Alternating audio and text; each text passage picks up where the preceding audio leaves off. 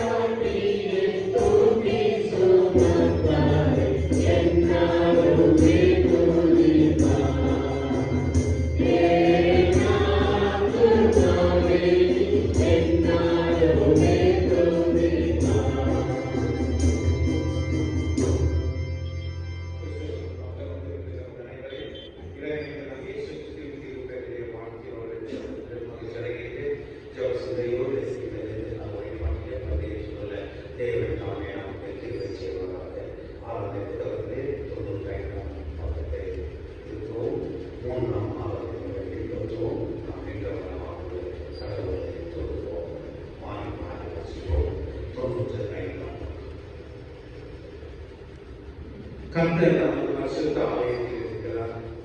பூமியெல்லாம் அவருக்கு முன்பாக மௌனமாய் இருக்கிறது. மகிழ்வையும் மகத்துவமும் அவர் சமூகத்தில் கொண்டு வல்லமை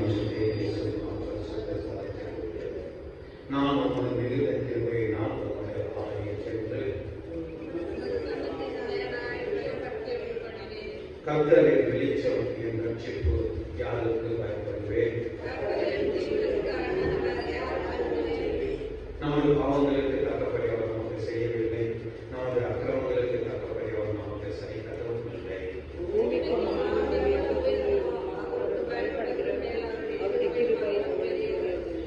கர்த்தர் எனக்கு செய்த எல்லா உபகாரங்களுக்காகவும் அவருடைய எண்ணத்தை செலுத்துவேன். யாவது சேர்ந்து சொல்லுவோம்.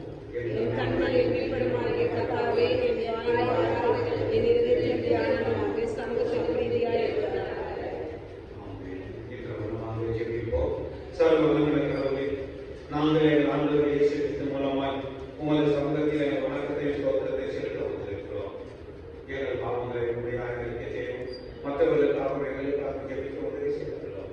உமது திருவசத்தை நாங்கள் கேட்கும் போது உமது அன்பின் மகத்துவத்தை அதிக உண்மையாக அறிந்து கொள்ளவும், உமது திருவையின் கனிகளை எங்கள் வாழ்க்கையை காட்டவும் அனுமதிய வேண்டும் என்று எங்கள் ஆண்டவர் இயேசு கிறிஸ்து மூலமாய் வேண்டிக் கொள்கிறோம். நாம் யாரும் பிரதமரிக்க வண்ணமாக பாவத்தை இறைவனாகிய இயேசுவானவர் நம்முடைய பாவங்களை மன்னிக்க, நமக்கும் இறைவனுக்கு காணப்படுகின்ற உறவுகளை புதுப்பிக்க தன்னையே அர்ப்பணித்து கர்த்தர் நகரிலே மாற்றத்திலே பிறந்தார். அந்த பிறப்பின் நாள் முதல் கொண்டு இயேசுவானவர் தான் ஊழியத்தை செய்ய தன்னையே ஆயத்தம் செய்து கொண்டார். அந்த ஊழியத்தின் வாயிலாக நம்மிலே காணப்படுகின்ற பாவங்களை மன்னிக்க இயேசுவானவர் பாடு, மரணம், சிலுவையில் மரணம், சிலுவையை தன்னையை ஒப்படைத்துக் கொண்ட பலவிதமான காரியங்களுக்குள்ளாக வேதம் சொல்கிறது. பாவிகளை ரட்சிக்க இயேசு கிறிஸ்து உலகத்தில் வந்தார் என்கிற வார்த்தை உண்மையும் எல்லா ரத்தம் சிந்துதற்கான பாவ மன்னிப்பு உண்டாகாது.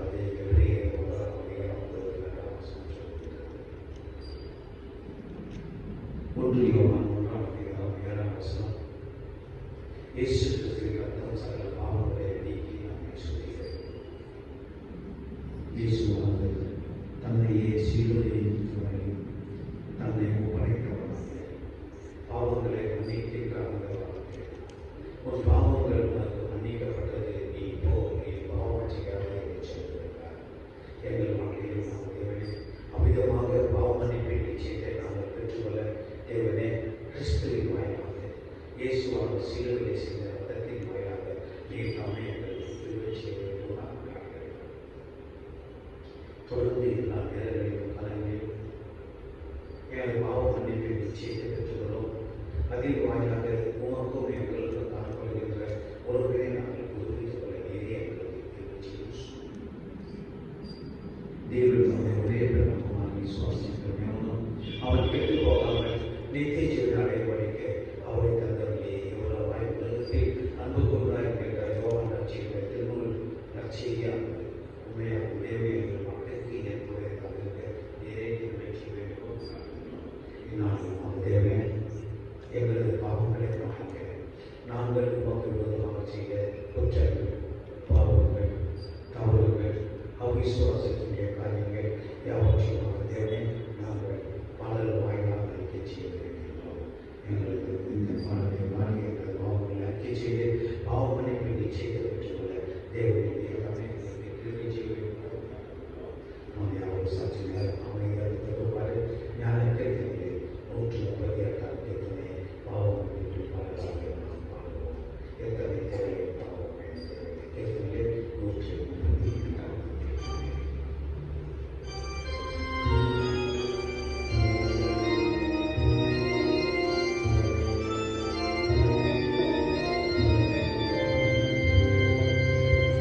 Yeah.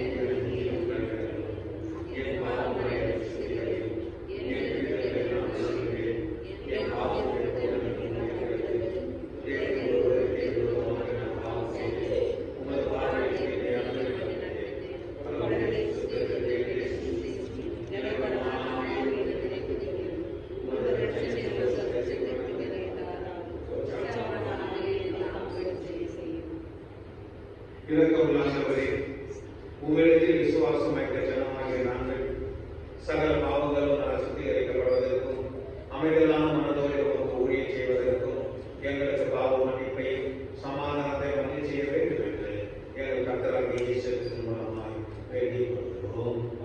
ஆமென். இந்நாளுடைய சுருக்க ஜெபத்தை ஏறெடுப்போம். அன்பின் இறைவனே, இந்த அருமையான நெருக்கான வெளிக்காக மறுபடியுமாக நாங்கள் உமக்கு நன்றி செய்கிறோம். இந்த நாளிலுமாக தேவனே நாங்கள் உங்களை தொழுதுகொள்வோம். குறிப்பாக தேவனே திருச்சங்கத்தை தியானித்து கொள்ளவும் நீ தந்திருக்கிற சாக்கியத்திற்காக திருமைக்காக உமக்கு ஸ்தோத்திரம்.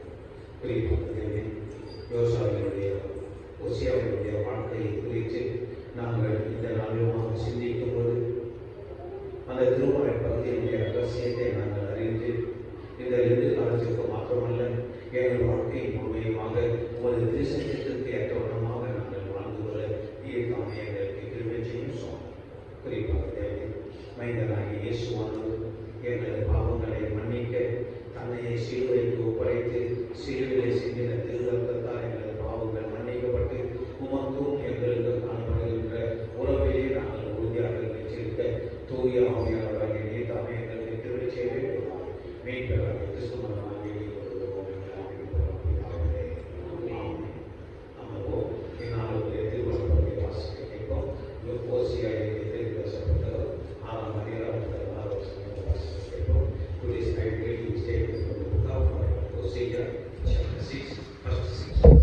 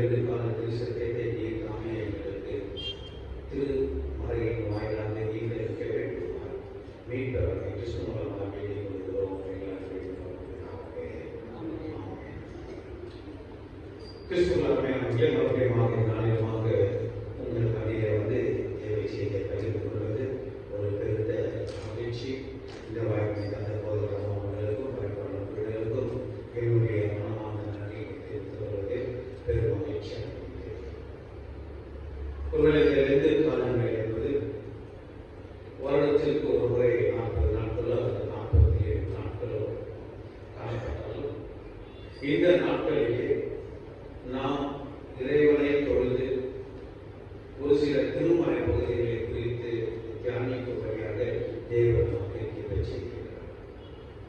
இதற்காக இந்த இந்து காலங்களிலே இவ்விதமான சிறப்பான ஆராதனையும் அதே சிறப்பான சிறப்பான தேவ செய்தியை நாம் பகிர்ந்து கொள்கிறோம் என்று சொன்னால், எவ்விதமாக உடன்படிக்கையை நாம் வருடந்தோறும் புதுப்பித்துக் கொள்கின்றோமோ அவ்விதமாக இயேசு கிறிஸ்துவினுடைய பாடு, மரணம், உயிர்த்தெழுதல் இவைகளை தியானித்து நம்முடைய விசுவாச வாழ்க்கையும் பக்தி வாழ்க்கையும் பலப்படுத்திக் கொள்ள தேவன் தருகிற ஒரு சிலாக்கியம் அல்லது கிருபை காலங்கள் தான் இந்த எதிர்காலங்கள்.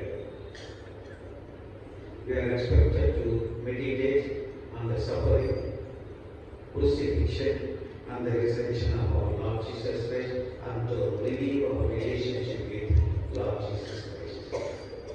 அது மட்டுமல்ல, இந்த எதிர்காலங்களிலே நாம் தியானிக்கின்ற ஒவ்வொரு திருச்சத்தியங்களும் நம்முடைய வாழ்க்கையை விசுவாசத்திலும் பக்தியிலும் வழிநடத்தி செல்லக்கூடியதாக நாம் கொள்ள வேண்டும். அதற்காக வேண்டிய ஒரு சில திருமறை பகுதிகள் நமக்கு கொடுக்கப்படுகின்றன. அவருடைய படிக்க வந்திருக்கலாம், படிக்காமல் வந்திருக்கலாம், ஓசையை படித்ததை நாம் கேட்டிருப்போம். ஆனால் இந்த 6 வசனங்களை நமக்கு சிறப்பாக கொடுத்திருக்கும் போது இந்த 6 வசனங்களுடைய கருத்துக்களை மாத்திரம் இந்த நாளிலே உங்களோடு பகிர்ந்து கொள்வதற்கு முன்னதாக இந்த ஓசியா அந்த புத்தகத்தை குறித்தும் அதே நேரத்தில் ஓசியா யார் என்பதை குறித்தும் நாம் முதலாவதாக அறிந்து கொள்ள வேண்டும். வேளாண்மையிலே எத்தனை தீர்க்கதரிசிகள், சிறிய தீர்க்கதரிசிகள் உள்ளார்கள்? நாம் அவர்கள் பேச முடியும். எத்தனை சிறிய தீர்க்கதரிசிகள் வேளாண்மையிலே உள்ளார்கள்? சொல்லுமா, பெரிய நல்ல ஞாபகம், பெரிய தீர்க்கதரிசி சொல்லுமா? 5 பேர். சிறிய தீர்க்கதரிசிகள் பேரு 12 பேர். நல்ல ஞாபகம். ஏசாவுக்கு எப்படி 12 சீஷர்கள் இருந்தாங்களோ அவ்விதமாக பழைய ஏற்பாட்டிலே சிறிய தீர்க்கதரிசிகள் 12 பேர். அந்த 12 நபர்களில் ஒருவர் தான் இந்த ஓசியா. இந்த ஓசியா என்பது அவருடைய பெயருக்கு பொருள் என்னன்னு சொன்னால் ரட்சிப்பு அல்லது காப்பாற்றுதல். இந்த ஓசியா தீர்க்கதரிசியாக தெரிந்து கொள்ளப்பட்ட போது அவருடைய தகப்பனாருடைய பெயரில் இவருக்கு மகனாக தான் யோசியாவானவர் பிறந்து அவர் ஒரு தீர்க்கதரிசியாக, ஒரு சிறிய தீர்க்கதரிசியாக அவர் தெரிந்து கொள்ளப்பட்டார். அது மாத்திரமல்ல, அவரால் செய்யப்படுகின்ற ஊழியமோ பழைய ஏற்பாட்டிலே எங்கும் குறிப்பிடப்படவில்லை. அந்த ஓசியா தீர்க்கதரிசி மாத்திரம் தான் குறிப்பிடப்பட்டிருக்கிறது. ஆனாலும் இவர் எசேயா தீர்க்கதரிசியோடு இணைந்து தீர்க்க தரிசனங்களை உரைத்தவராக காணப்படுகிறார். ஏறக்குறைய கிறிஸ்துவுக்கு முன் 740 முதல் 700வது ஆண்டு வரையுமாக ஓசியாவும் எசேயா தீர்க்கதரிசி பெரிய தீர்க்கதரிசிகளிலே ஒருவர். ஆனால் ஓசியா தீர்க்கதரிசி சிறிய தீர்க்கதரிசி, இந்த 2 தீர்க்கதரிசிகளும் சேர்ந்து அவர்கள் பலவிதமான தீர்க்க தரிசனங்களை மக்களுக்கு எடுத்துரைக்கின்றார்கள். இதற்காக இவர்கள் தீர்க்க தரிசனங்களை உரைத்தார்கள் என்றால் தேவன் இவர்களுக்கு எவ்விதமான காரியத்தை அறிவித்தாரோ அந்த காரியத்தை மக்களுக்கு அவர்கள் எடுத்துச் சொல்லுகிறவர்களாக காணப்பட வேண்டும். அப்படியாக பார்க்கும்போது இவர்கள் சொல்லுகிற மைய கருத்து என்னவென்று சொன்னால், இம்மட்டுமாக உங்களை படைத்த தேவனை நீங்கள் மறந்து விட்டீர்கள், இனியமாக நீங்கள் மறக்காமல் இருக்க வேண்டும். இரண்டாவதாக, உங்களால் படைக்கப்பட்ட தேவனை மறந்தது மாத்திரமல்ல, அவரை ஆராதிக்காமல் வேறு தேவர்களை ஆரம்பிக்கிறீர்கள், அதுவும் தவறு. மூன்றாவதாக, விக்கிரக ஆராதனை நீங்கள் விடுத்து விட்டீர்கள், அந்த விக்கிரக ஆராதனை செய்வதற்கு நீங்கள் வெளியே வர வேண்டும். ஆகையால் மனம் திரும்புதல் என்பது உங்களுக்கு மிகவும் இன்றியமையாத ஒன்று. The repentance is very important for your life. இந்த மனம் திரும்புதல் என்பது எப்படி என்று சொன்னால், நீங்கள் தேவனுக்கு நேராக மீண்டும் வர வேண்டும். நீங்கள் செய்த விதமான காரியத்தை விதமாக நீங்கள் தேவனை விட்டு விலகி விட்டீர்கள். ஆனால் தேவனோ உங்களை எதிர்பார்க்கின்றார். God is expecting you to come back. கடவுள் உங்களை எதிர்பார்க்கின்றவராக மீண்டும் வர வேண்டும் என்று சொல்லி எதிர்பார்க்கிறார். அந்த எதிர்பார்ப்புக்காக வேண்டி அவர் பொறுமையோடு காத்துக் கொண்டிருக்கிறார். இந்த பொறுமை என்பது என்னவென்று சொன்னால், காலங்களை கிருபை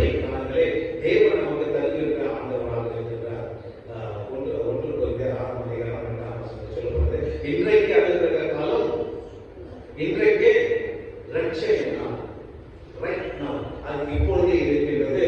ஆக இனியுமாக நீங்கள் தேவனுக்கு துக்கத்தை கொடுக்கிற எதை நிமித்தமாக, அவர் வீட்டு விலகுவதை நிமித்தமாக, நீங்கள் செய்கிற பாவத்தை நிமித்தமாக, நீங்கள் வாழ்கிற அவிசுவாச வாழ்க்கை நிமித்தமாக, துன்மார்க்க வாழ்க்கை நிமித்தமாக நீங்கள் தேவனை விட்டு விலகிவிட்டீர்கள். ஆக மனம் திரும்பி நீங்கள் தேவனை நோக்கி வாருங்கள்.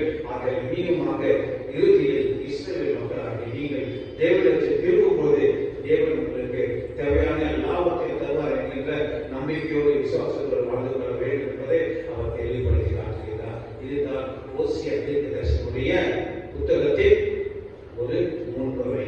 இவ்வாறு திருப்புகள் இதிலே நமக்கு கொடுக்கப்பட்டிருக்கிற தியானம் 6 வசனங்கள்.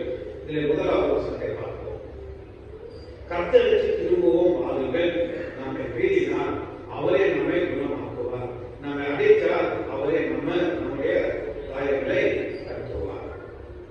ஒருவேளை தேவன் உங்களுக்கு எவ்விதமான தீமை செய்ய வேண்டும் என்று விரும்பவில்லை. அந்த தீமையை நீங்களாகவே வரவழைத்துக் கொள்வீர்கள். ஆனாலும் உங்களது காயங்களை நான் கட்டுகின்றவராக இருக்கின்றேன். ஆக அந்த காயங்களை கட்டும்போது உங்களுக்கும் எனக்கும் காணப்படுகின்ற அந்த உறவானது ஒரு உடன்படிக்கை உறவாக மாத்திரமல்ல, அது ஒரு உறுதியான உறவாக காணப்படும். ஆகிய அவர் நம்மை அடைத்தால் மறுபடியும் நம்மை ஒரு பழக்கம் அடைக்கும் கரங்கள் அனைத்தும் கரங்கள். கிறிஸ்துவர்களே, தேவன் எப்போதுமாக அவரால் படைக்கப்பட்ட நபர்களாகிய நம்மை எந்த விதமான தீமைக்கு உட்படாதபடிக்கு தீமை என்று விலக்கி நம்மை பாதுகாக்கின்ற ஆண்டவராக இருக்கிறார். ஆனாலும் மனிதர்களாக நாம் அவருக்கு விரோதமாக பாவம் செய்கிறவர்களாக நாம் பார்க்கின்றோம். இஸ்ரவேல் அவர்களும் யூதா அவர்களும் மனம் திரும்புதலும் விசுவாசமும் இல்லாமல் வாழ்ந்து கொண்டிருக்கிறார்கள். மனம் திரும்புதலும் விசுவாசமும் தான் இந்த எதிர்காலங்களிலே வலியுறுத்தப்பட வேண்டிய காரியங்கள். இந்த மனம் திரும்புதலும் விசுவாசமும் நமக்கு காணும்போது, அல்லது விசுவாசத்தின் நிமித்தமாக மனம் திரும்பி நாம் வாழும்போது, கிறிஸ்துவோடு நாம் இணைந்து வாழுகின்ற நபர்களாக இருக்கின்றோம். ஒரு மரத்தை பார்க்கின்றோம். மரத்திலே பலவிதமான கிளைகள் உண்டு. ஒருவேளை அந்த கிளைகள் அந்த மரத்தோடு இணைந்திருக்கவில்லை என்று சொன்னால் அது கனி கொடுக்க மாட்டார். அதை இலையும் காணப்படாது, அதில் பூவும் வராது, காயும் வராது, கனியும் கிடைக்காது. எப்பொழுது அந்த மரத்தோடு அந்த கிளையானது இணைந்து இருக்கிறதோ அப்பொழுதுதான் அது பச்சை பச்சை என்று காணப்படும். ஒருவேளை எதிர்காலங்கள் இடைவெளிக்காக அவர்கள் எங்கு பார்த்தாலும் இலைகள் உதிர்ந்து பச்சை பசை என்று மரங்களையும் செடிகளையும் துளிர்ப்பதை நாம் பார்க்கின்றோம். காரணம் என்னவென்று சொன்னால், இந்த இலையுடைய காலத்தை தான் அந்த எதிர்காலம் வருவது. அது ஒரு அடையாளமாக நாம் சொல்லலாம். எப்படி அடையாளம் என்று சொன்னால், நம்மிலே காணப்படுகின்ற பாவங்கள் நமது வாழ்க்கையிலிருந்து உதிர வேண்டும். நம்மிலே இருக்கின்ற அந்த பாவங்கள் அப்படியே இருக்கும் என்று சொன்னால் மனம் திரும்புதலும் விசுவாசமும் நம்மிலே இல்லை. ஆகையால் தேவனது உறவினை நாம் எழுந்தவராக காணப்படுகின்றோம். ஆனால் தேவனது உறவினை நாம் பெற்றுக்கொள்ள வேண்டும் என்று சொன்னால் அவர் நம்முடைய காரியங்களை கட்டுவார் என்று சொன்னால், நம்முடைய பாவங்களை மன்னிப்பார் என்று சொன்னால், நாம் மனம் திரும்பி விசுவாசத்தோடு அவரை செல்லும் போது நம்முடைய காரியங்களை கட்டி நம்முடைய பாவங்களை மன்னித்து துன்மார்க்கத்தின் வாழ்க்கையிலிருந்தும் அவிசுவாசத்தின் வாழ்க்கையிலிருந்தும் நம்மை விடுவித்து அவரோடு நெருங்கி ஜீவிக்கின்ற வாக்கியத்தை தேவன் நம்மை தருகின்ற ஆண்டவராக இருக்கின்றார். இதற்காக நீங்கள் என்னிடத்திலே வாருங்கள். முதலாம் வசனத்தில் முதலாம் லைன் சொல்லுகின்றது, கர்த்தரிடத்தை திரும்பவும் வாருங்கள். ஏன் கர்த்தரிடத்தை திரும்ப வேண்டும் என்று சொன்னால், அவரிடத்தில் திரும்பும் பொழுதுதான் அந்த மனம் திரும்புதல் விசுவாசம் இருக்கும்போது அவர் நம்முடைய காரியங்களை கட்டி நமக்கும் அவருக்கும் காணப்படுகின்ற உறவினை புதுப்பிக்கின்ற ஆண்டவராக காணப்படுகிறார். கிறிஸ்துவ ஓசியா தீர்க்கதரிசி இதை மக்களுக்கு மிகவும் தெளிவுபடுத்தி காட்டுகிறார். நீங்கள் தேவனிடத்தில் திருப்பி வாருங்கள். A special invitation, a special call has been given to people by saying, turn unto God. இரண்டாவது வசனம், 2 நாளுக்கு பின்பு அவர் நம்மை உயிர்ப்பிப்பார், 3ஆம் நாளில் நம்மை எழுப்புவார். ஒருவேளை இயேசுவானவர் சிலுவையிலே அறையப்பட்டு அவர் நல்லடக்கம் நல்லடக்கம் செய்யப்பட்டார். அவர் நல்லடக்கம் செய்யப்பட்டிருந்த காலத்திலே நேரத்திலே அவர் நோவாவின் காலத்திலே மறைந்த ஆவிகளுக்கு அவர் பிரசன்னம் செய்து கொண்டிருந்தார். இங்கே 2 நாளுக்கு பின்பு 3ஆம் நாளுக்கு பின்பு என்று சொல்லும் போது அதை நாம் எப்படியா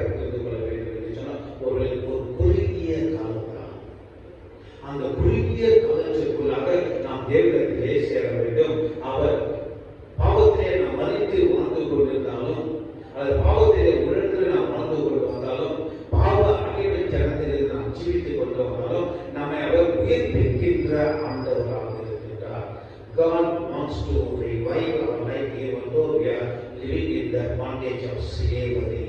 பாவ அடிமைத்தனத்திலே வாழ்ந்து கொண்டு வந்தாலும் அவர் நம்முடைய வாழ்க்கையை புதுப்பிக்கின்ற ஆண்டவராக இருக்கிறார். எப்போது நாம் அவரிடத்திலே சேரும் போது அப்போது நாம் அவருடைய சந்நிதியில் பிழைத்திருப்போம். நம்முடைய வாழ்வானது அனுதினமும் புதுப்பிக்கப்பட வேண்டும். அனுதினமும் நாம் இறைவனுக்குள்ளாக பலப்படுத்த வேண்டும். கிறிஸ்துவை நாம் சார்ந்து வாழும்போது அவர் நம்மை பலப்படுத்துகின்ற ஆண்டவராக இருக்கிறார். என்னை பலப்படுத்துகின்ற கிறிஸ்துவினாலே எல்லாவற்றையும் செய்ய எனக்கு பலன் உண்டு. அந்த பலனை தருகின்றவர் யார் என்று சொன்னால் நம்மை படைத்த இறைவன் என்பதை நாம் மறந்து விடக்கூடாது. கிறிஸ்துவ இப்பொழுதுமாக நாம் வாழ்ந்து கொண்டு வருகிற வாழ்க்கையிலே நாம் குறுகிய காலங்களாக காணப்பட்டாலும் அந்த குறுகிய காலத்திலே நாம் இறைவனோடு இணைந்து வாழ்கின்ற வாழ்க்கையை நாம் பெற்றுக்கொள்வோம். ஆகிய இறைவனை பின்பற்றி வாழ்கின்ற வாழ்க்கையிலே தொடர்ந்து இருக்க வேண்டும். Following everyday. அனுதினமும் தேவனை நாம் பின்பற்றி வாழ வேண்டும். அனுதினம் ஒருவன் சிலுவையை சுமக்கின்றவனாக காணப்பட வேண்டும். ஒருவனை பின்பற்றி வாழ வேண்டும் என்று சொன்னால் அவன் தன்னை தான் வெறுத்து தன் சிலுவை எடுத்துக் கொண்டு என்னை பின்பற்றுகிறவர்களாக. ஒருவேளை சிலுவையை சுமக்கும் போது பலவிதமான சூழ்நிலை ஏற்படலாம். ஒருவேளை சோதனைகள், வேதனைகள், கஷ்டங்கள், வேதனைகள், துக்கம், துயரம், கண்ணீர், வேதனை போன்ற பலவிதமான காரியங்களை நாம் அனுபவிக்கலாம். But God is the only God who can give us strength and courage to overcome all the things. நம்ம படைத்த இறைவன் ஒரு மாத்திரமே நமக்கு பலத்தை தந்து இவை அனைத்தையும் மேற்கொள்ளுகின்ற வாக்கியத்தை தருகின்ற ஆண்டவராக இருக்கிறதை நிச்சயமாக நாம் அறிந்து கொள்ள கடமைப்படவர்களாக இருக்கின்றோம். ஆகையால் ஜனங்களுக்கு எல்லா நேரங்களிலும் காலங்களிலும் ஆசீர்வாதம் உண்டு. யாராவது ஒருவர் ஓசேயா புத்தகம் 10ஆம் அதிகாரம் 4ஆம் வசனத்தை எடுத்துக்கொள்ளுங்கள். ஓசேயா 10:4 வசனத்தை எடுத்துக்கொள்ளுங்கள். ஜனங்களின் மீது ஆசீர்வாதங்களை இறைவன் பொழிய விரும்புகிறார். எப்பொழுது நாம் எல்லா நேரங்களிலும் தேவனின் ஆசீர்வாதத்தை தான் எதிர்பார்க்கின்றோம். இந்த ஆசீர்வாதம் என்பது என்ன? தேவன் நமக்கு கொடுக்கிற எல்லா நன்மைகள். ஆங்கிலத்தை உலகத்தை நமக்கு கிடைக்கப்படாத உன்னதத்திற்கு மேற்கொள்ள காரியங்களை தான் ஆசீர்வாதம் என்று சொல்கின்றோம். ஒரு உலகத்தில் வாழும்போது ஒரு நிலத்தை வாங்குவதோ, வீட்டை கழுவுவதோ, அல்லது ஒரு வேலை வாய்ப்பை பெற்றுக் கொள்வதோ, இவ்விதமான காரியத்தை வெற்றியை ஆசீர்வாதமாக காணப்பட்டாலும் அதற்கு மேலாக தேவனுடைய ஆசீர்வாதத்தை தருகின்றார். அந்த ஆசீர்வாதத்தை மனிதர்களாகிய நம்முடைய வாழ்க்கையிலிருந்து யாரும் பெற்ற முடியாது. யாரும் உலகவாசிகள் நீங்கள் நீதிக்கென்று விளைவியுங்கள், அறுப்பார்கள், உங்கள் பலிபீடத்தை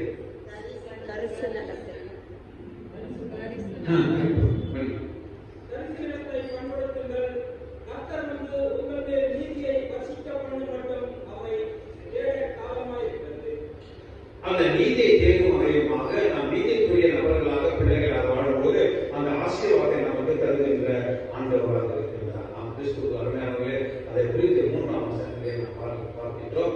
அப்பொழுது நாம் அறிவடைந்து கர்த்தரை அறியும்படி தொடர்ந்து போவோம். இந்த தொடர்ச்சி என்பது மிகவும் இன்றியமையாக கண்டினியூஸ் ப்ராசஸ். ஏன் கண்டினியூஸ் ப்ராசஸ் என்று சொன்னால் அப்போஸ்தலர் 2ஆம் அதிகாரம் கடைசியாக சொல்லுகிறது, ரட்சிக்கப்படுகின்றவர்கள் அனுதினமும் சபையிலே சேர்த்துக் கொண்டு வந்தார்கள். இந்த ரட்சிப்பு என்பது ஏதோ ஒரு நாளிலே நடைபெறுகின்ற ஒன்று அல்ல. இயேசுவானவர் சிலுவையிலே மனிதர்களாகிய நமக்கு ரட்சிப்பை வழங்கினார். உண்மைதான். அந்த ரட்சிப்பை நான் பெற்றுவிட்டேன், நான் ரட்சிப்படைந்திருக்கேன் என்று சொல்லி சாட்சி சொல்கின்ற உண்மைதான். ஆனால் the salvation is a continuous process in our daily life.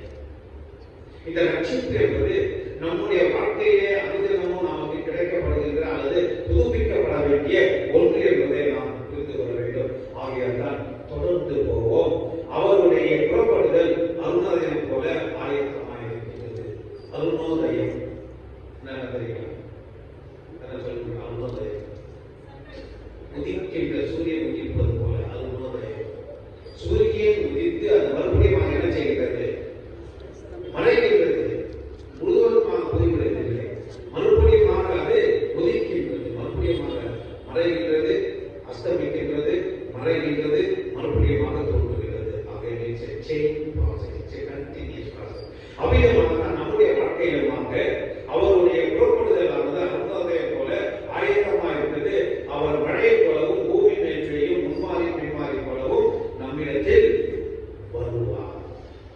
நம்மிடத்தில் அவர் வந்து கொண்டே இருக்கிறார். நம்மளுடைய இதயத்தினுடைய கதவினை தட்டி கொண்டே இருக்கிறார்.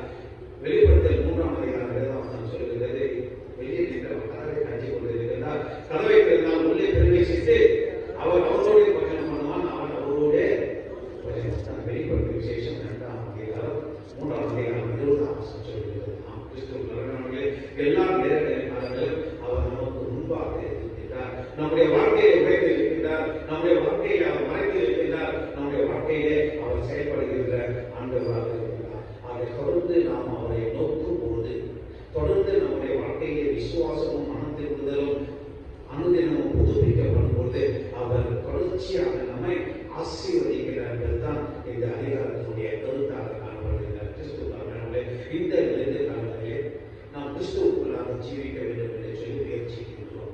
ஒருவேளை ஒரு சிலருக்கு உபவாசம் செய்து ஜெபிப்பார்கள். ஏன் உபவாசித்து ஜெபிக்கிறார்கள்? ஜெபிக்கும் போது அந்த உபவாச ஜெபத்தின் மூலமாக நாம் ஒரு சிறப்பான பலத்தை பெற்றுக்கொள்வேன். Special strength through the positive prayer. இந்த உபவாசத்தை குறித்து ஜெபத்தை குறித்தும் பல இடங்களில் திருமறையிலே நாம் வாசிக்கின்றோம்.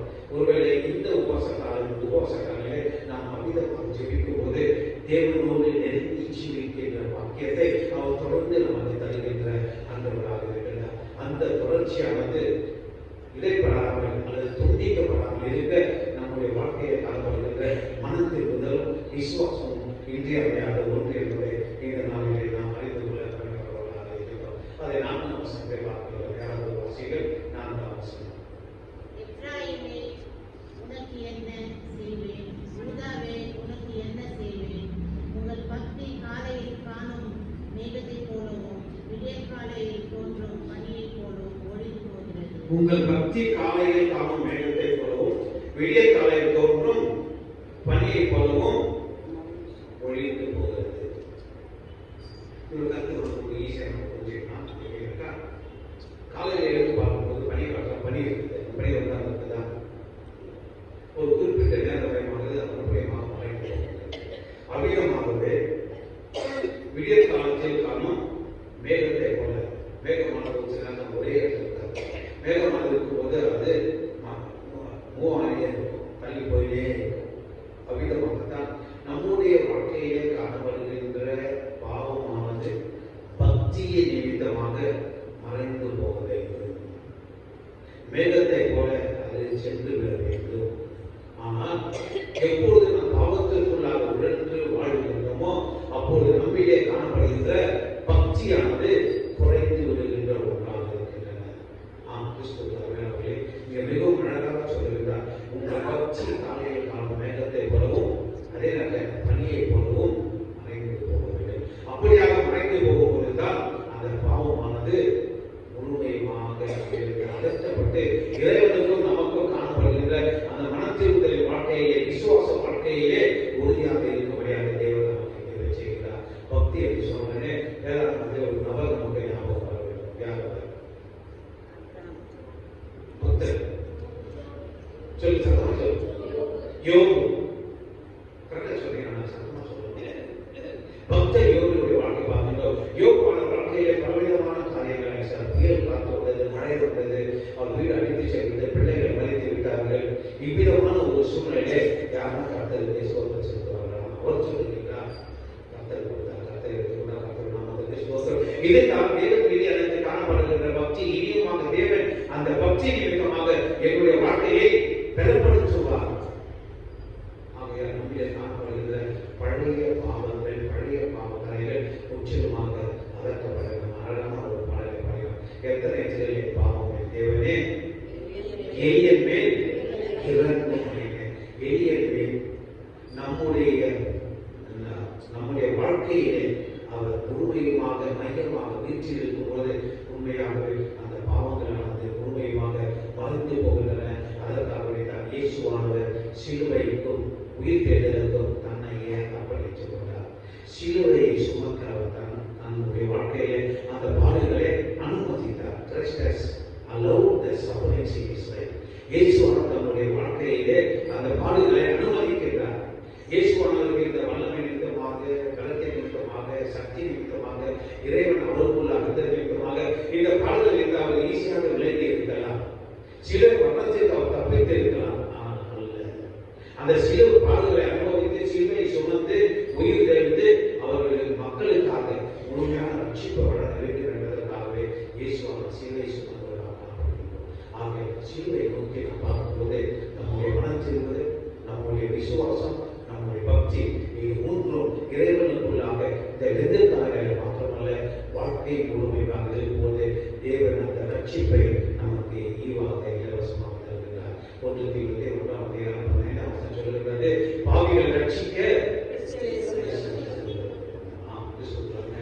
இந்த மூன்றுமாக இணைந்து நமக்கு ரட்சிப்பை இலவசமாக தருகின்ற ஒன்றாக இருக்கின்றன. 5ஆம் வசனம், ஆவியால் தீர்க்கதரிசிகளை கொண்டு அவர்களை வெட்டினேன், என் வாய்மொழிகளை கொண்டு அவர்களை அழித்தேன், உன் மேல் வரும் தண்டனைகள் வெளிச்சத்தை போல் வெளிப்படும். இங்கே தீர்க்கதரிசிகள் மூலமாக நியாய தீர்ப்பை எடுத்து வைக்கின்றார். இந்த நியாய தீர்ப்பு என்பது மிகவும் விசேஷமான ஒன்றாக இருந்தது.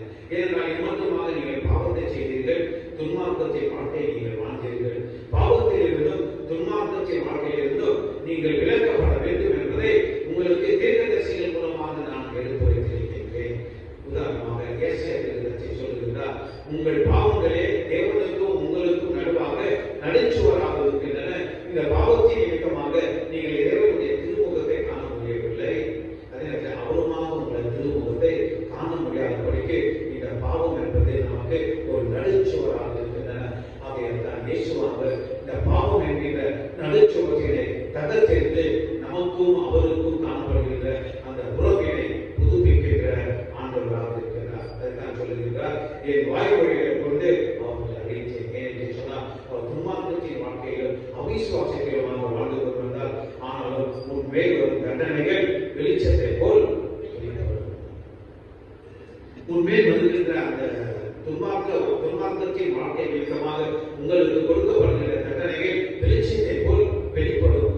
துன்மார்க்கத்தின் வாழ்க்கையிலும் அவிசுவாச வாழ்க்கையிலும் நீங்கள் தப்பித்துக் கொள்ள வேண்டும் என்று சொன்னால் அந்த தண்டனையிலிருந்து நீங்கள் முழுமையாக விடுபட வேண்டும். அதைத்தான் ஏசாயா தீர்க்கதரிசி சொல்லுகிறார். ஒருவரை ஓசியா தீர்க்கதரிசியும் ஏசாயா தீர்க்கதரிசியும் ஒன்றாக இணைந்து அவர் தீர்க்கதரிசிகள் சொல்வது நிமித்தமாக நீங்க பார்க்கும்போது உண்மையாக தேவனத்திலே முழுமையுமாக திரும்புங்கள். இந்த நியாயத்தீர்ப்பானது மிக விசேஷமான ஒன்று. அவரின் வார்த்தையும் அவருடைய வாயின் வார்த்தைகள் அவருடைய தீர்க்கதரிசிகள் மூலமாக விளைக்கப்பட்டு ஜனங்களுக்கு அழிவை குறிப்பிடுகின்றன. இதேமே 23ஆம் அதிகாரம் 29ஆம் வசனத்தை அங்கே இதேமே தீர்க்கதரிசி கூட அதைத்தான் தெளிவுபடுத்தி காட்டுகிறார். தீர்க்கதரிசிகள் மூலமாக உரைக்கப்படுகின்ற அந்த வார்த்தையை கேட்டு நீங்கள் ஏற்றுக்கொள்ள வேண்டும். தீர்க்கதரிசிகள் இறைவனுடைய திருசத்தியத்தை முன்கூட்டியே உங்களுக்கு அறிவிக்கின்றார்கள். ஆகிய அதற்கு ஏற்றவண்ணமாக உணர்ந்து கொள்ளுங்கள். இதேமே 23-29 வாசிக்கலாம்.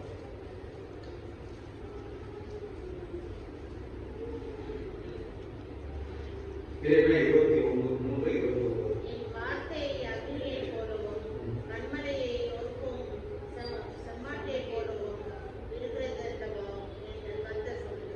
என் வார்த்தைகள் சம்மட்டியை போல காணும்போது சம்மட்டியை வைத்து விதமாக உடைக்கின்றோமோ அவ்விதமாக என்னுடைய வார்த்தைகள் உங்களை பாவங்களை விலக்குகின்ற ஒன்றாக இருக்கின்றன. ஆம், கிறிஸ்துவர்களே இனியுமாக நாம் வாழ்கின்ற வாழ்க்கையிலே இயேசுவாக அந்த பாவத்தை விலக்குகின்றவராக இருக்கிறார். இதை இறைவனை தீர்க்கதரிசி முன்கூட்டியே சொல்வதை நிச்சயமாக நாம் அறிந்து கொள்ள கடமைப்பட்டவர்களாக இருக்கிறோம். கடைசியாக 6ஆம் வசனம், பலியை அல்ல இரக்கத்தையும் தகன பலிகளை விட தேவனை அதிகையும் விரும்புகிறேன். இந்த பலி என்பது பழைய ஏற்பாட்டிலே பலவிதமான பலிகள் உண்டு. தகன பலி, மாவுளை வாழ்ந்த பலி என்று சொல்லி 7 விதமான பலிகள் உண்டு. அக்காலத்தில் என்ன செய்தார்கள்?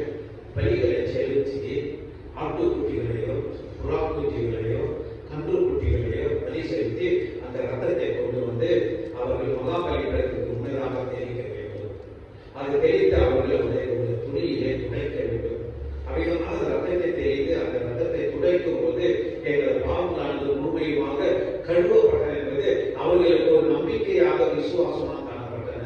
ஆகிய அருமையானவர்களே, இனியுமாக அந்த விதமான பலிகள், இனியுமாக புறாக்குட்டிகளையோ ஆட்டுக்குட்டிகளையோ கன்று குட்டிகளையோ அல்ல, இனியுமாக என்னுடைய வாழ்க்கையை நான் உங்களுக்கு தியாக பலியாக செலுத்த இந்த உலகத்துக்குள்ளாக நான் வந்திருக்கிறேன். என்னை நான் வழியாக உங்களுக்கு அர்ப்பணிக்கின்றேன் என்பதை அவர் தெளிவுபடுத்தி காட்டுகின்றார். வெளிரங்கமான தேவ பக்தி நிமித்தமாக உங்கள் வாழ்க்கையை நீங்கள் மறுபடியுமாக வாழ வேண்டும் என்று விரும்புகிறீர்கள். வெளியரங்கமான, அதாவது மாய்மாலமான மக்களின் பார்வைக்காக காணப்படுகின்ற பக்தி அல்ல. இந்த பக்தியும் விசுவாசம் நம்முடைய உள்ளத்தின் ஆழத்தில் இருந்து வர வேண்டும். அவ்விதமாக உள்ளத்தின் ஆழத்தில் இருந்து வருவதுதான் அந்த பக்தி தான் ஒரு உண்மையான பக்தியாக காணப்படும். அந்த பக்தியை பலப்படுத்துவது, உறுதி செய்வது இது என்று சொன்னால் இறைவன் நமக்கு கொடுக்கப்பட்டிருக்கின்ற இந்த திருச்செய்தி என்பதை நாம் மறந்து விடக்கூடாது. கிறிஸ்துவே, தேவன் நமக்கு இந்த எதிர்காலங்களை ஆசீர்வாதமாக கிருபையாக தந்திருக்கிறார். மத்தேயு 9ஆம் அதிகாரம் 13ஆம் வசனத்தில் மிகவும் அவர் தெளிவாக சொல்லுகிறார். அவர்கள் வெளியரங்கமான தேவபக்தை பிரித்தெடுத்து அதன் மையத்தை நிராகரித்தனர். ஒருவேளை நாம் வாழ்கின்ற உலக வாழ்க்கையிலே நம்முடைய பக்தி வாழ்வு இறைவனுக்கு நமக்கும் அல்லது இறைவன் மீது நமக்கு காணப்படுகின்ற அந்த பக்தி நிமித்தமாக நாம் அவரை உயர்த்தி காட்ட வேண்டும். அவருக்காக வாழ வேண்டும். விசுவாச வாழ்க்கையிலே நாம் உறுதியாக நிலைச்சிருக்க வேண்டும். அப்போஸ்தலனாகிய பவுல் புரிந்துபட்டது மக்கள் கேட்பது இப்படியாக சொல்லுகின்றார்: விழித்திருங்கள், விசுவாசத்தில் நிலைச்சிருங்கள், திடன் கொள்ளுங்கள். விழித்திருங்கள், விசுவாசத்தில் நிலைச்சிருங்கள், திடன் கொள்ளுங்கள். இந்த 3 காரியத்தை அப்போஸ்தலனாகிய பவுல் மக்களுக்கு புரிந்துபட்டது மக்களுக்கு எழுதினார். இன்றைக்குமாக நம்முடைய கிறிஸ்தவ வாழ்க்கையிலே இந்த நூற்றாண்டிலே பலவிதமான கலாச்சாரம் பண்பாடுகள் மத்தியிலே வாழ்ந்து கொள்வதெல்லாம் விழித்திருக்க வேண்டும். விசுவாசத்தில் நிலைத்திருக்க வேண்டும், திடன் கொள்ள வேண்டும். அவ்விதமான ஒரு வாழ்க்கையை நாம் வாழ்ந்தால் மாத்திரமே இறையரசுக்குள்ளாக பிரவேசிக்க முடியும். கடைசியாக முடிவுரையாக இந்த 6 வருஷங்களை நாம் தியானிக்க கேட்டோம். இந்த 6 வருஷங்களுடைய மைய கருத்து என்ன சொன்னால், யூதாவே, இஸ்ரவேலே, நீங்கள் படைத்த கடவுளை விட்டு விக்கிரக ஆராதனை செய்து வேறு விதமான வழிபாட்டிற்குள்ளாக கடந்து சென்றீர்கள். இதன் வாயிலாக எனக்கும் உங்களுக்கு காணப்பட்ட உறவானது துண்டிக்கப்பட்டது. அவ்விதமான காரியத்திலிருந்து விடுபட்டு நீங்கள் என்னை நோக்கி பாருங்கள். ஒருவர் பாவம் என்கின்ற காயத்தை நான் கட்டி உங்களது வாழ்க்கையை மாற்றுகிறவராக காணப்படுகின்றேன். அவ்விதமாக நான் செய்ய வேண்டும் என்று சொன்னால் உங்கள் வாழ்க்கையில மனம் திரும்புதலும் விசுவாசமும் இன்றியமையாத ஒன்று. அந்த விசுவாசமும் மனம் திரும்புதலும் எதிர்வாயாக காணப்பட வேண்டும் என்று சொன்னால் தேவன் மீது காணப்படுகின்ற பக்தியின் மீது காணப்பட வேண்டும். ஆக இந்த பக்தியானது ஏதோ ஒரு காலத்தை தோன்றி இன்னொரு காலத்திலே மறைந்து விட்ட ஒன்றாக அல்ல. பக்தியானது அனுதினமும் புதுப்பிக்கப்பட வேண்டும். அந்த பக்தி நிமித்தமாக கிறிஸ்துவை நம்முடைய வாழ்க்கையை உயர்த்தி காட்ட வேண்டும். நமது சொல்லிலும் செயலிலும் இயேசு கிறிஸ்துடைய வாழ்க்கையை நாம் வெளிப்படுத்தி காட்ட வேண்டும். அப்படியான வெளிப்படுத்தி காட்டி வாழ்வோம் என்று சொன்னால் இந்த எதிர்காலங்களானது முழுமையடையும் என்பதில் எந்த விதமான சந்தேகம் கிடையாது. கிறிஸ்துவர்களே, இறைவன் இந்த ஆண்டிலே இந்த எதிர்காலங்களை நமக்கு கிருபையாக ஆசீர்வாதமாக தந்திருக்கிறார்.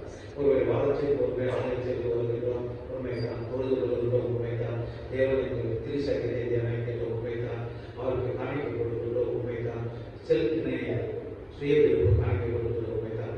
எல்லாவற்றிற்கும் மேலாக தேவன் விரும்புவது எது என்று சொன்னால் மனத்திருந்தலும் விசுவாசமும் பக்தியும் ரட்சிப்பின் நம்மிலே நிலைச்சிருக்கும் என்று சொன்னால் இந்த 4 காரியங்கள் மாத்திரமே நாம் இறையரசுக்குள்ளாக சேர்த்தோம்.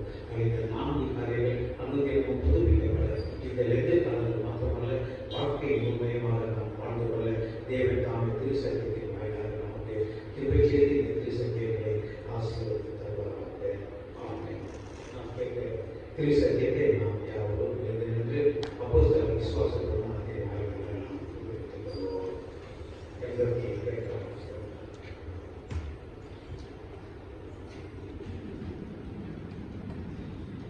வானத்தை பூமியை படைத்த விசுவாசிக்கிறேன்.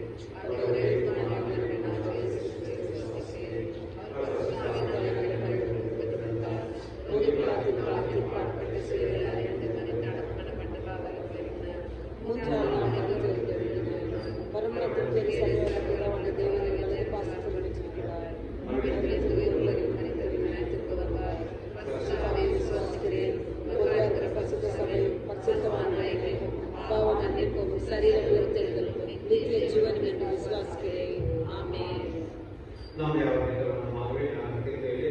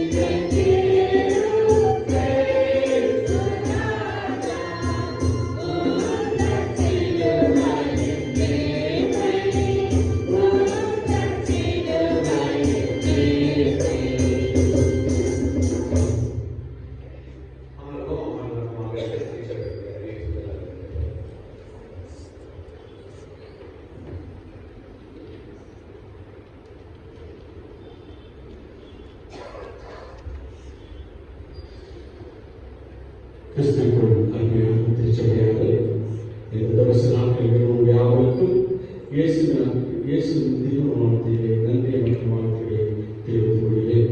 இந்த நாளிலே அருமையாக தெய்வ செய்தியை பகிர்ந்து கொண்ட போதகரையா, நம்மளோட மூத்தவர்கள் திரு பாந்தன் சேகர் ஐயா அவர்களுக்கு சபையின் சார்பிலும் போதகர் தவிதார் ஜோசப் சார்பிலும் முக்கியமாக உங்கள் சார்பிலும் அவர்களுக்கு நன்றி மற்றும் வாழ்த்துக்களை தெரிவித்துக் கொள்கிறேன். மற்றும் வருகின்ற ஞாயிறு காலை 8:30 மணிக்கு தெய்வீக ஆராதனை நடைபெறும். அதில் கலந்துக்கூடிய போல கேட்டுக்கொள்கிறோம். இந்த நாளிலே காஃபி, டீ மற்றும் கிறிஸ்டபர் அவர்கள் கொடுத்திருக்கிறாங்க. மற்றும் மிஸ்டர் மஞ்சுநாத் அவர்கள் பிஸ்கெட் கொடுத்திருக்கிறாங்க.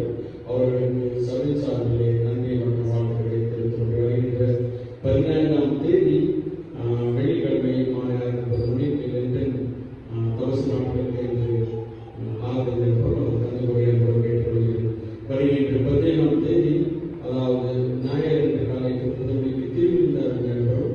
அதில் கலந்து கொள்கின்ற வருகின்ற 22ஆம் தேதி வெள்ளிக்கிழமை தபசு நாட்களுக்கு ஆராதனை மற்றும் 24ஆம் தேதி பாம் சண்டே ஞாயிறாக, அதாவது குருந்தொகை ஞாயிறாக நடைபெறும்.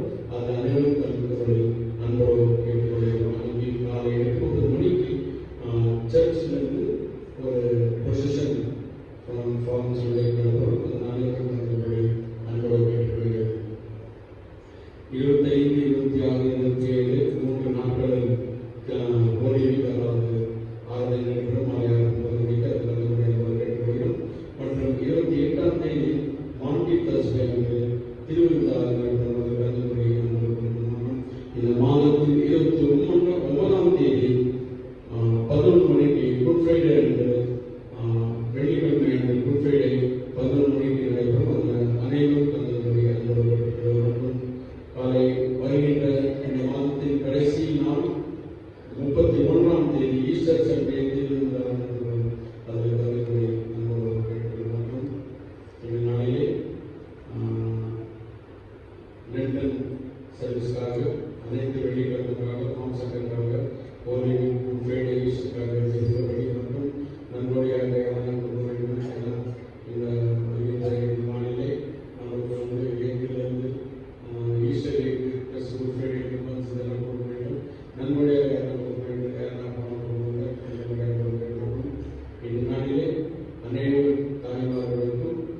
அனைவருக்கும் இந்த women's today international women's day அல்லது உமன்ஸ் டே யாவருக்கும் உமன்ஸ் ஒரு வாழ்த்துக்களை தெரிவித்துக் கொள்கிறேன்.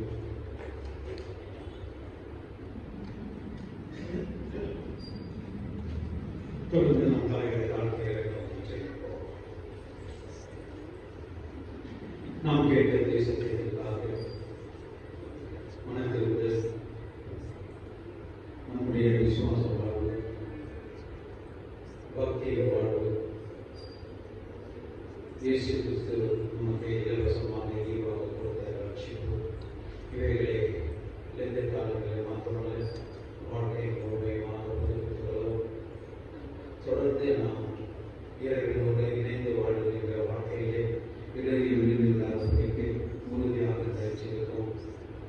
எல்லா நேரங்களிலும் காலையிலும் அவருக்கு உகந்த நபர்களாக நாம் வாழவும், நம்முடைய வாழ்க்கையிலே கிறிஸ்துவை வெளிப்படுத்தி காட்டவும், அவர் நம்முடைய இதயத்தின் நம்முடைய வாழ்க்கையின் வாசலை கட்டும்போது அவர் நமக்குள்ளாக பிரவேசிக்கவும், தொடர்ந்து எல்லா நேரங்களிலும் காலங்களிலும் அவர் நம்முடைய வாழ்க்கைக்கு தேவையாக இருக்க தலைவரை தாழ்த்தியை நோக்கி செல்கிறோம்.